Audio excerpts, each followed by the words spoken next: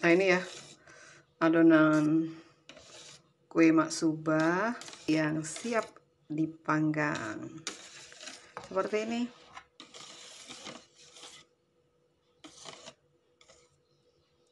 Kue maksuba itu ya salah satu varian kue khas Palembang ya, yang rasanya manis, legit, dan lemak nian.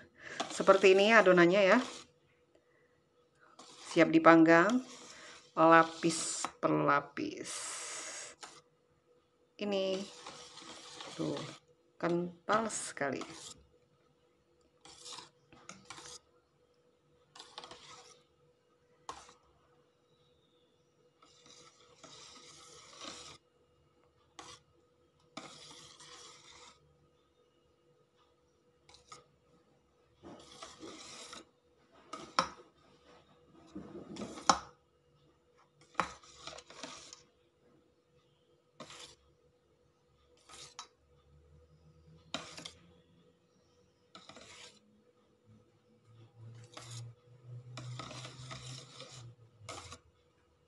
Yuk kita bikin dulu ya kue maksubanya.